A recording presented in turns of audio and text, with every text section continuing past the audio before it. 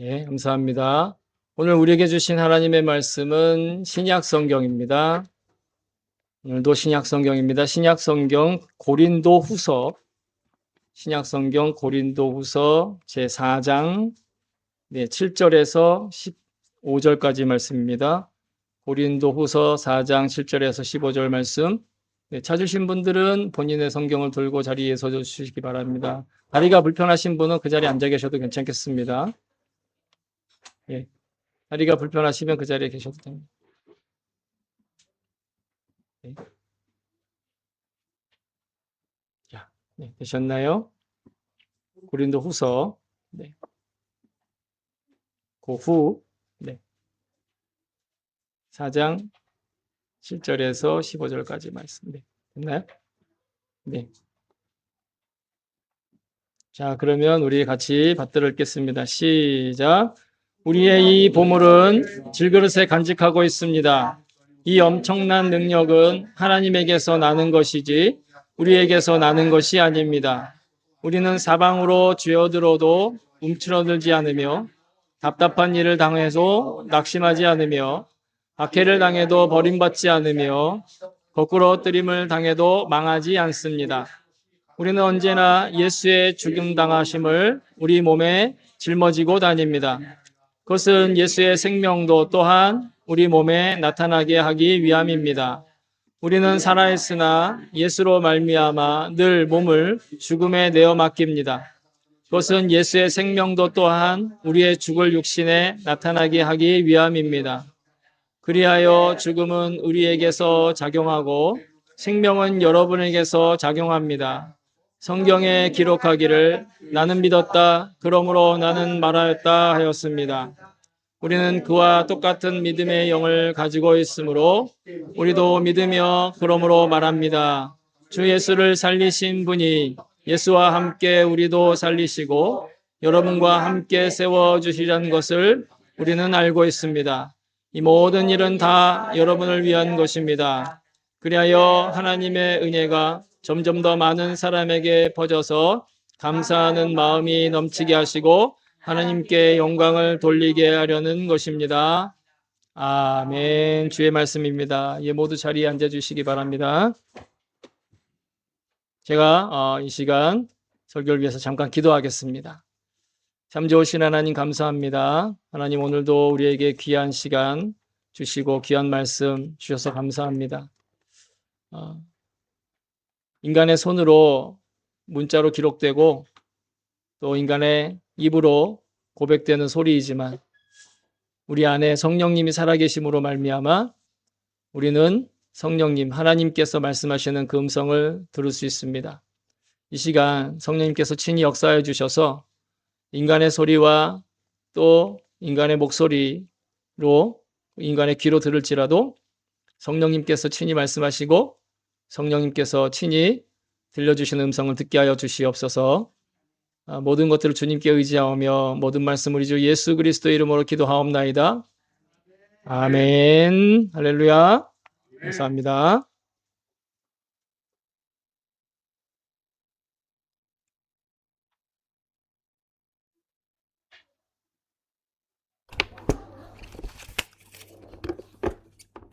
네. 죄송합니다. 지난주에 이어서 계속해서 우리 예수님과의 행복한 동행 시리즈 말씀을 전하도록 하겠습니다. 여러분 혹시 집에 50억짜리 다이아몬드 하나씩 다 가지고 계시죠? 만약 여러분들한테 그런 놀랍지만 평범하지만 놀라운 일이 생긴다고 하면 여러분 과연 그걸 어떻게 하시겠습니까? 대부분은 다 이 은행 금고나 그죠? 아주 그냥 보안이 잘 되어 있는 곳에 보관을 할 것입니다. 그런데 오늘 성경을 보니까 성경은 그런 보물을 보안업체에 맡기지도 않고 오히려 질그릇, 흙으로 만든 토기에 그것을 넣어두었다 이렇게 말씀을 하시거든요. 하나님은 왜 그렇게 금그릇이나 아니면 좋은 그릇이 아니라 토기와 같은 질그릇에 그런 보물을 담으려고 하실까? 그런 하나님의 이 말씀이 왜 그런 말씀을 하시는지를 오늘 성경이 우리에게 주시는 은혜가 있습니다. 그 놀라운 은혜를 발견하시는 시간 될 수 있기를 바랍니다. 오늘 본문이 질그릇이라고 말을 하고 있는데 이 질그릇은 헬라어로 하면 오스트라키노스라는 말이에요. 예, 뭐 발음은 외우지 않으셔도 됩니다. 예, 무슨 뜻이냐? 우리말로 질그릇을 너무 잘 표현을 하고 있는데 그냥 막 만든 토기를 얘기하는 거예요. 그냥 정성 들이지 않고 그냥 대충 만들어서 그냥 불에 구워서 깨지지 않을 정도로. 예. 그 진흙 같은 거는 뭉개지잖아요. 근데 이제 진흙으로 그릇을 만들어서 불로 구우면 뭉개지지 않고 그냥 어느 정도 쓸 수 있을 정도로. 지금으로 얘기하면 여러분 다이소에 가면 그냥 예? 대충 사가지고 한두 번 쓰고 버릴 생각으로 사는 용품들 있죠. 그죠? 그거 가지고 뭐 대대로 갑오로 남기고 막 예? 이게 나중에 박물관에 가서 전시될 거야. 막 이렇게 생각하면서 그릇을 사진 않아요. 그죠? 이 질그릇이라는 말이 바로 그때 당시에 그런 그릇이에요.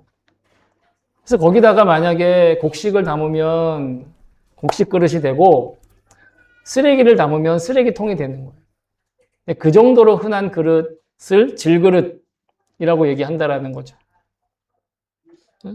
바울은 그 질그릇이 바로 우리의 모습이다라고 오늘 이야기하고 있는 겁니다. 그런데 바울만 그렇게 얘기하는 것이 아니라 성경도 우리에게 그렇게 이야기를 해요. 뭐라고 얘기하시느냐? 창세기 2장 7절의 말씀이거든요. 같이 한번 읽어볼까요? 시작. 여호와 하나님이 땅의 흙으로 사람을 지으시고 그 생기에 그 코를 불어넣으시니 사람이 생명이 된지라. 아멘. 매우 간단하게 하나님이 흙으로 사람을 지으셨다. 근데 일본어 성경을 보면 약간 좀 복잡하게 기록되어 있어요. 흙 옆에다가 아다마라고 하는 말을 쓰고 사람 옆에다가 아다무라고 하는 말을 썼어요. 성경이 사람을 아담이라고 얘기하잖아요. 그 아담이라는 말이 어디서 왔냐? 흙에서 왔다는 거예요. 그러니까 우리말로는 흙과 사람이 발음이 다르잖아요. 근데 히브리어는 흙이라는 발음과 사람이라는 발음이 비슷하다는 거예요. 왜? 먼지로부터 사람이 왔다라는 거예요. 바울은 우리가 질병 앞에 무력하고 실패를 경험하고 죄의 연약함 때문에 이렇게 넘어지는 완벽하지 않은 존재인 우리들을 바로 그래서 질그릇과 같다라고 이야기를 하는 겁니다. 우리의 육신의 결과는 또한 어떻게 되느냐? 다시 흙으로 돌아가는 결말이 있다라고 제가 가르쳐 드리는 게 아니라 성경이 말하고 있어요. 성경은 뭐라고 이야기하는지 같이 읽어볼까요? 시작. 내가 흙으로 돌아갈 때까지 얼굴에 땀을 흘려야 먹을 것이 있으리니 내가 그것에서 취함을 입었음이라. 너는 흙이니 흙으로 돌아갈 것이니라 하시니라. 아멘. 중요한 핵심 포인트는 흙이 다시 흙으로 돌아갈 것이다. 지금 나는 뽀송뽀송하고 아주 야들야들한 육신으로 있는 것 같지만 결국 이것의 죽음 이후의 모습은 먼지와 흙이라는 거예요. 그렇다고 이 말씀이 결코 우리의 가치를 나쁘게 보거나 비하하는 의도를 가진 말은 아니에요. 오히려 우리의 가치를 있는 그대로 바라보게 하는 너무도 은혜로운 약속의 말씀인 것을 저는 믿습니다.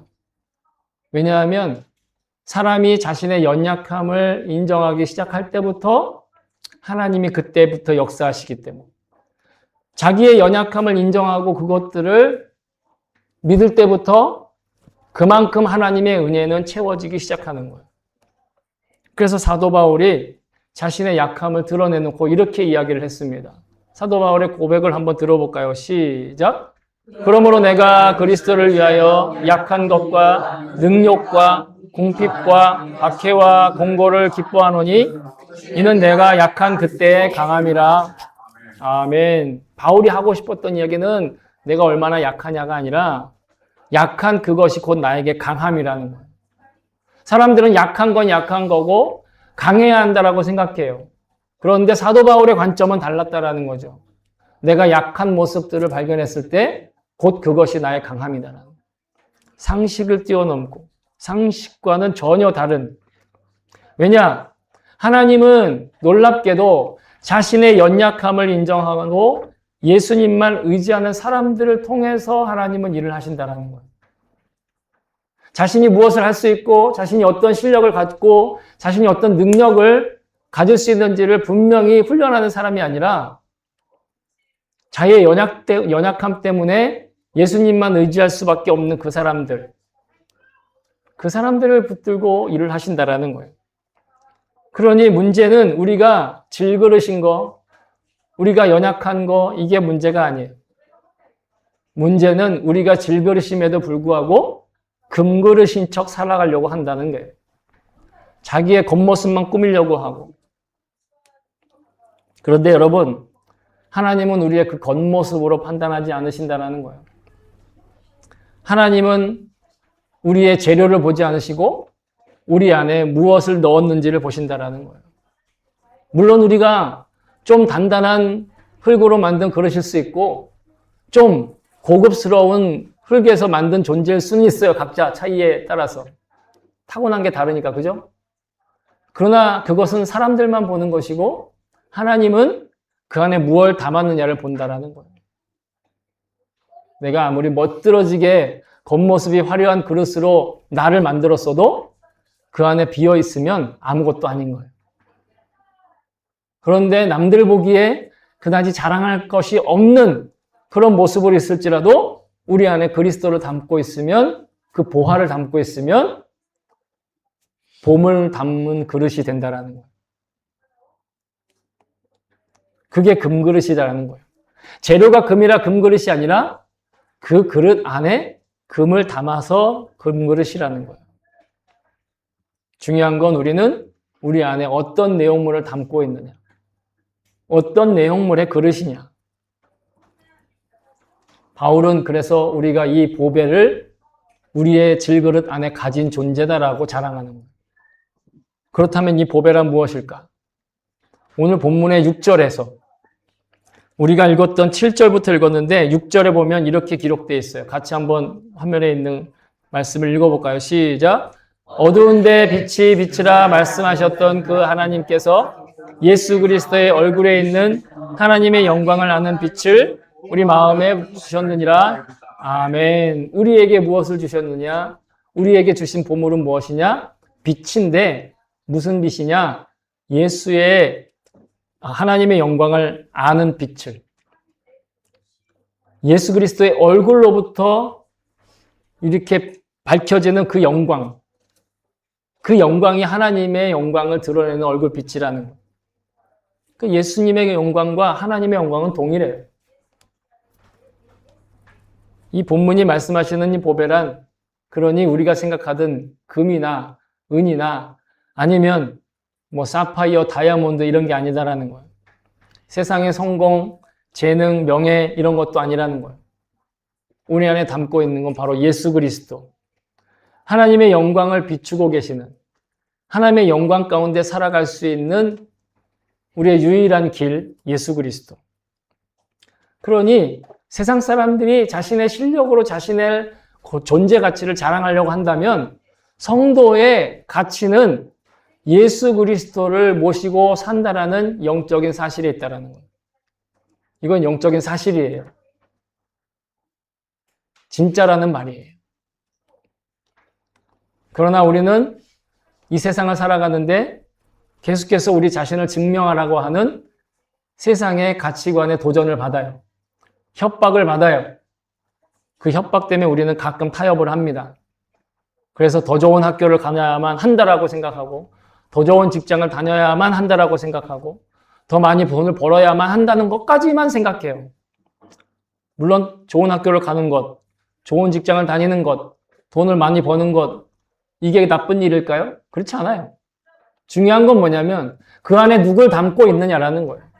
좋은 학교를 다니면서, 좋은 직장을 다니면서, 돈을 많이 벌면서 이 안에 똥이 차 있으면 그건 그냥 똥그릇이에요.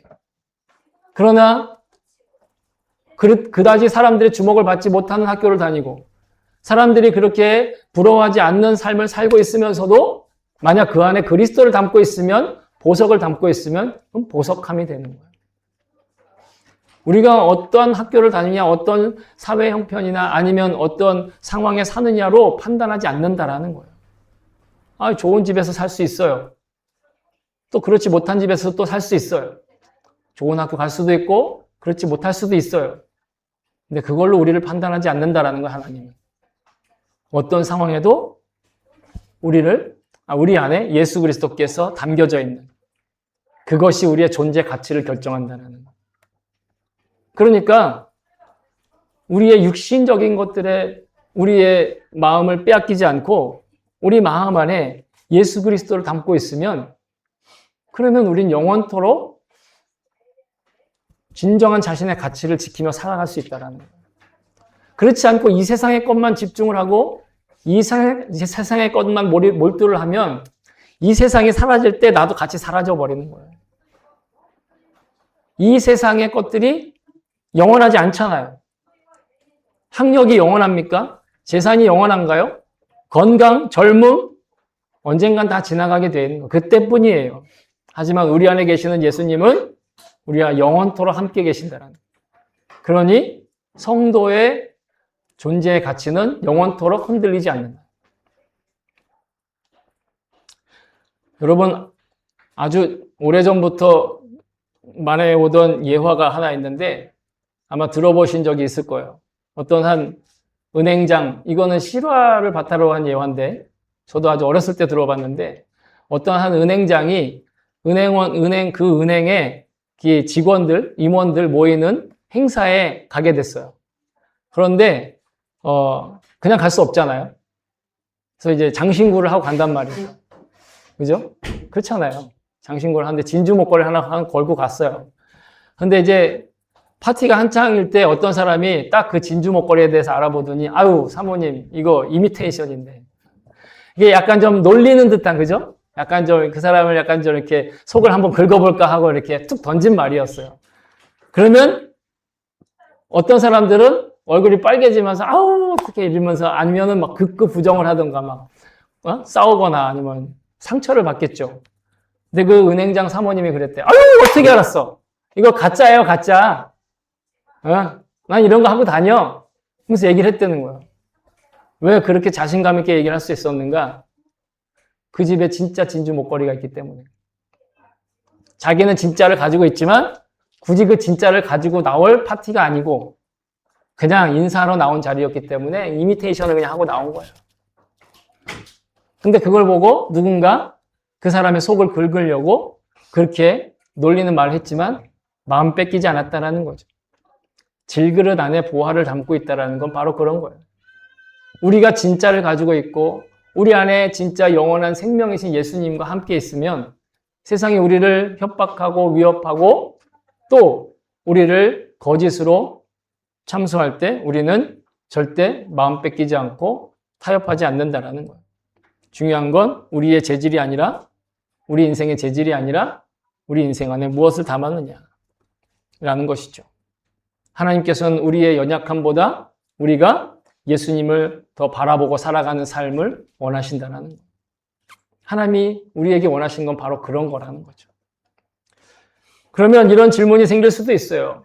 그럼 하나님이 보화를 주실 때 그냥 보화만 그냥 질그릇에 주시지 말고 좋은 그릇까지 한꺼번에 주셨으면 얼마나 좋아. 이왕이면 좋은 그릇에 담아주시면 좋잖아. 그렇게 생각할 수 있겠죠. 그렇죠? 대부분 이왕이면 다홍치마 이렇게. 왜 연약한 사람을 선택하고 왜 실패한 사람을 고르시며 왜 상처 입은 사람을 하나님이 가까이 하시는가? 왜 굳이 부족한 사람을 택하시는 걸까? 오늘 본문은 우리에게 말씀하셨어요. 뭐라고 얘기하고 있느냐? 7절을 오늘 본문의 시작부터 말씀하신 이 고린도서 4장 7절은 이렇게 얘기합니다. 같이 읽어볼까요? 시작.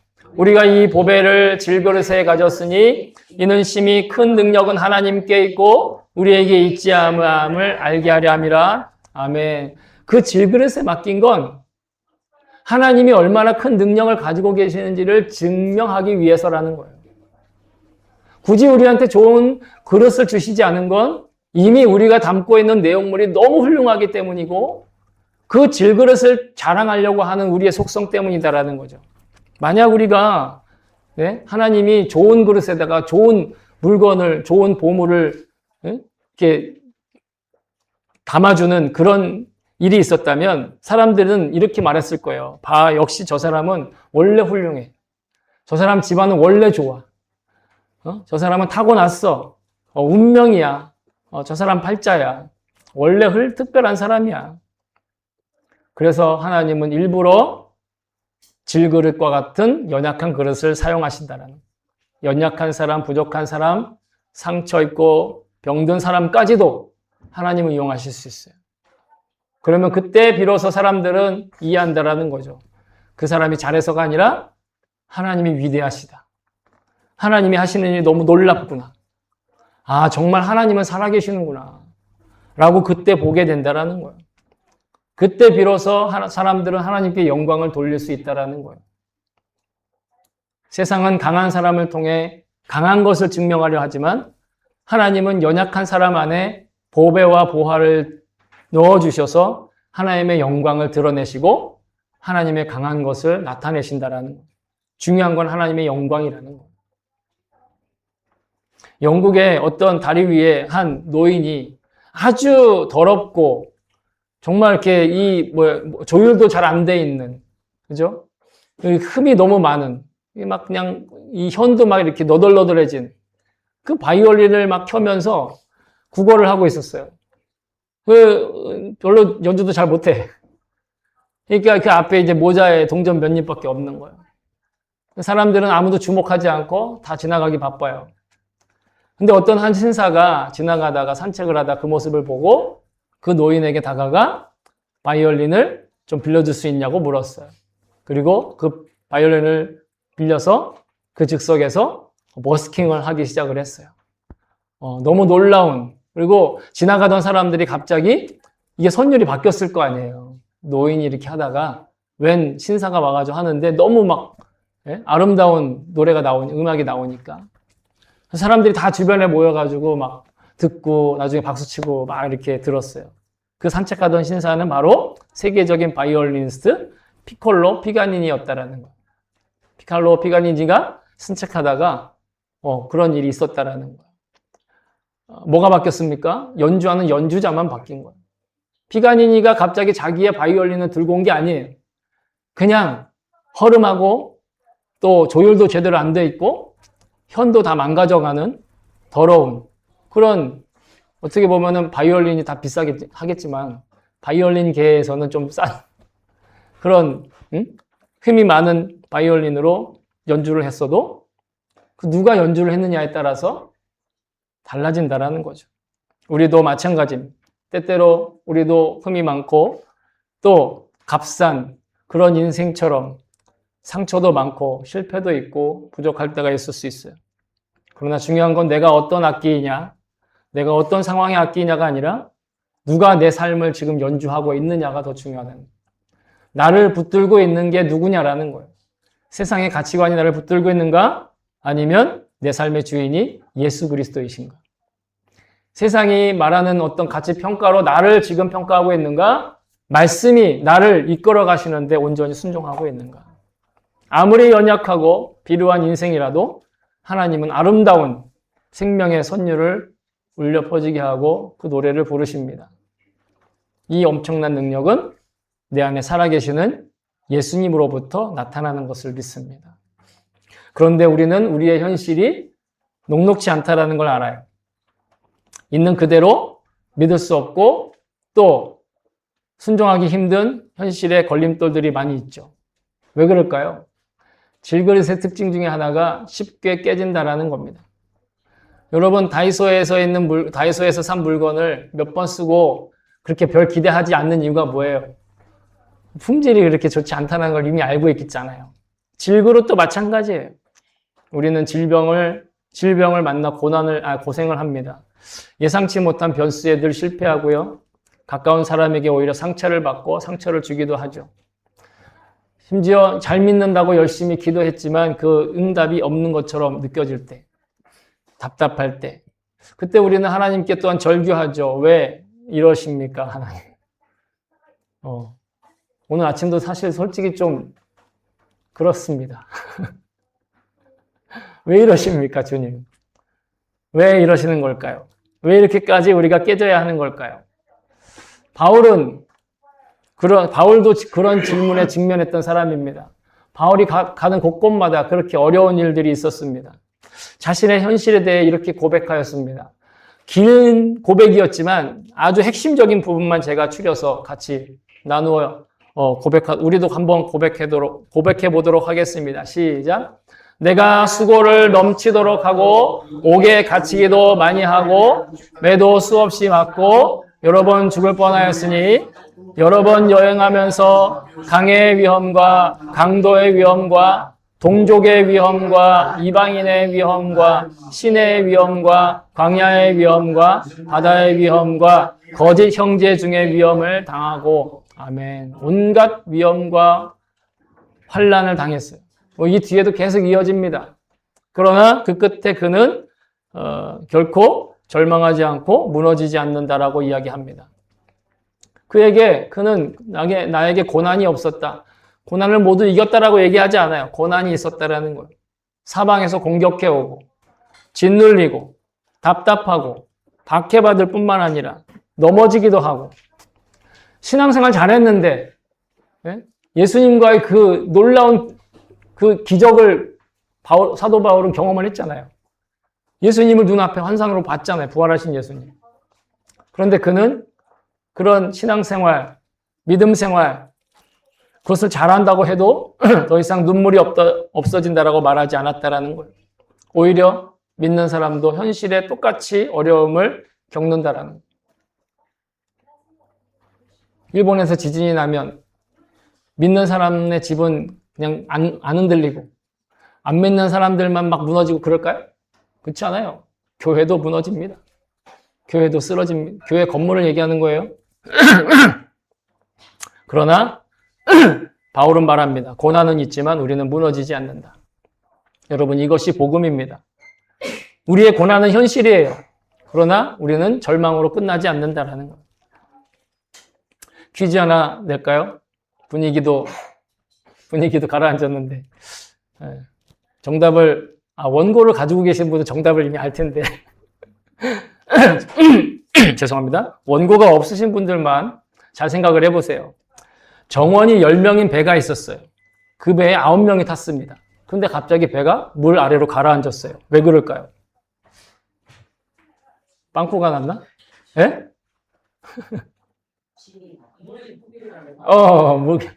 정답은 배가 잠수함이라 그렇습니다. 잠수함은 바다 깊은 곳으로 내려갑니다. 수심이 깊어질수록 이 수압이 기압보다 엄청나게 세죠. 그죠? 겉으로 보면 어떤 잠수함은 금방이라도 찌그러질 것 같이 생겼어요. 그러나 잠수함은 쉽게 깨지거나 터지지 않습니다. 왜 그럴까요? 외부의 수압보다 더 강력한 내부의 압력이 있기 때문에 그 압력을 만들어내는 게 잠수함의 기술이에요. 그래서 세계적으로 잠수함을 만들 수 있는 나라가 세계에 300 몇 개의 나라가 있는데 그 중에 10개의 나라만 잠수함을 만들 수 있다는 거예요. 그 정도로 뛰어난 기술이 있어야 잠수함이 심해에도 견딜 수 있는데 어떻게 견딜 수 있느냐? 수압을 안에서부터의 압력으로 견디는 거예요. 여러분, 우리의 신앙생활도 마치 이 잠수함과 같아요. 세상은 우리를 짓눌러요. 경제적으로, 그리고 질병이, 관계의 상처로, 미래에 대한 불안으로. 그러나 성도 안에는 이 세상이 줄 수 없는 생명이 있어요. 성령님께서 계시고 예수 그리스도께서 내 안에 계신다라는 것. 그러니 성도가 무너지지 않는다라는 겁니다. 환경이 좋아지고 여건과 형편이 개선되어서 아니면 우리가 재활용되어서 그렇지 않아요. 내 안에 계시는 그리스도께서 그저 나를 붙들어 주시는 거예요. 그러니 우리의 소망은 우리 주변의 환경이 바뀌고 개선되고 내가 재활용되는 게 아니라 내 안에 계신 예수 그리스도를 바라보고 그 예수 그리스도의 생명으로 살아가는 것. 그것만이 우리의 유일한 소망이라는 거예요. 아무리 환경이 개선되어도, 아무리 좋은 여건이 되고, 아무리 환경이 나아지고 형편이 나아져도 있잖아요. 그 안에 예수 그리스도가 없으면 우리는 또 똑같아요. 허망해져요. 인생 자체가 허무하기 때문에. 그래서 하나님이 때때로 우리의 질그릇마저도 깨뜨리시는 거예요. 우리의 교만과 우리의 자존심도 깨뜨리시는 거예요. 내가 질그릇인데 내가 열심히 노력해서 금치를 했는데 근데 그것도 깨뜨리신다라는 거예요. 자기의 확신도 계획도. 왜요? 우리를 망하게 하실 건가요? 우리를 질투해서 그런 걸까요? 내가 나만 영광을 받았는데 네 육신이 영광을 받아. 그래서 질투해서 그럴까요? 그렇지 않아요.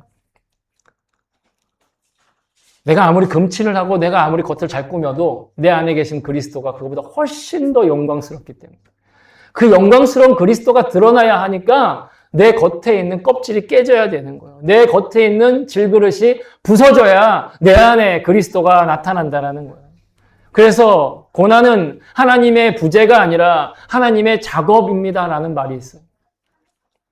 우리의 흐르는 눈물은 하나님께서 우리를 심판하시는 결과가 아니라 하나님의 빛이 흘러나오는 통로가 된다라는 말이 있어요.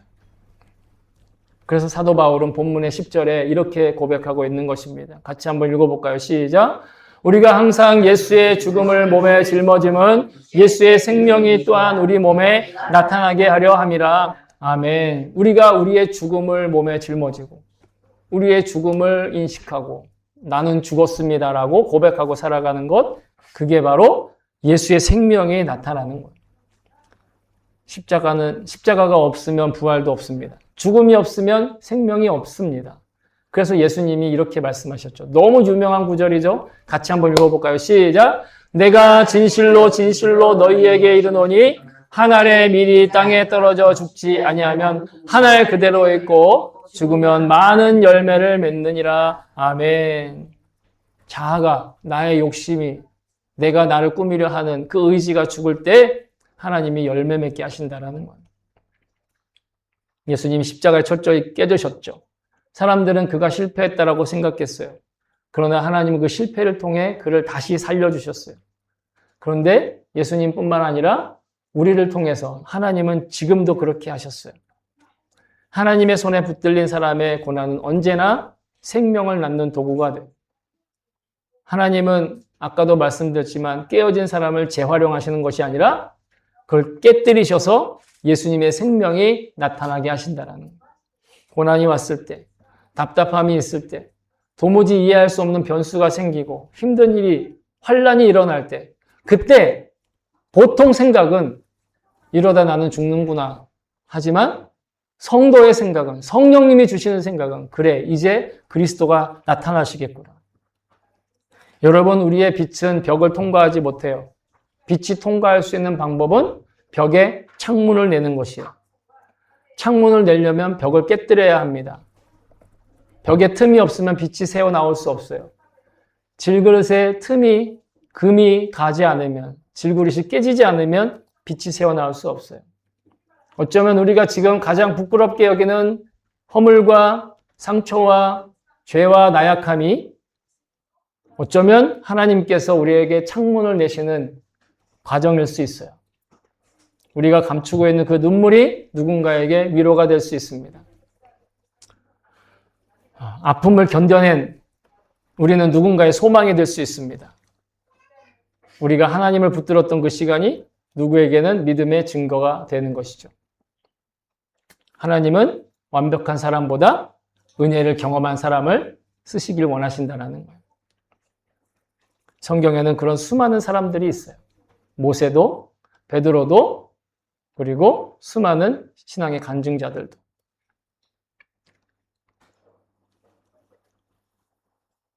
나의 자아보다 예수님의 뜻을 선택하는 것, 그것이 내 금간 틈을 통해 세상에 그리스도의 빛이 나아가는, 빛이 비춰지는 과정인 걸 믿습니다. 그러니 우리는 주님이면 어떻게 하셨을까? 과연 주님은 어떤 마음을 가지셨을까? 라고 늘 질문하고 고민할 때 주님이 우리에게 역사를 하신다라는 거예요. 우리는 여러분, 금그릇이 아니어도 괜찮습니다. 우리는 도금을 한 그릇이 아니어도 괜찮습니다. 왜?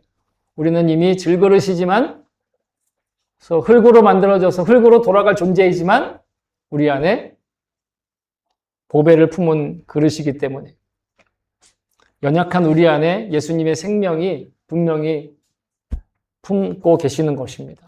여러분, 이 자리에 나왔다라는 것이 곧 예수님이 우리 안에 계시기 때문에 나올 수 있는 거예요. 예수님이 아니면 우리는 이 자리에 나올 수 없어요. 그러니 여러분, 나의 어떤 능력이나 실력이나 나의 어떤 가지고 있는 조건이나 여건이나 형편들을 자랑하기 전에 내 안에 그리스도가 계신 것을 기억하시고 주님을 바라보시기를 축복합니다.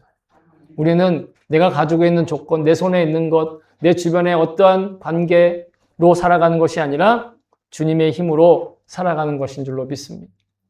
그러니 어떤 문제를 해결하려고만 하지 말고 먼저 주님을 바라보고 그리고 나서 문제가 해결될 수도 있고 해결되지 않을 수도 있지만 해결 과정을 통해서 주님도 드러나고 해결되지 않는 과정을 통해 주님이 드러난다는 거예요.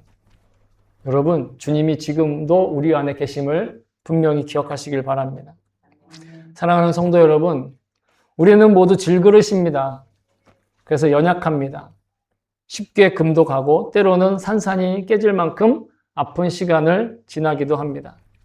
그러나 그것이 끝이 아닙니다. 질그릇이 깨질수록 보화는 더욱더 선명하게 드러납니다. 우리의 상처보다 더 크시고 실패보다 크신 분이 우리 안에 지금 계십니다. 우리의 눈물보다 더 풍족하게 넘치는 생명수가 되시는 분이 지금 우리 안에 계신다라는 것입니다. 여러분, 그분이 바로 예수 그리스도이십니다.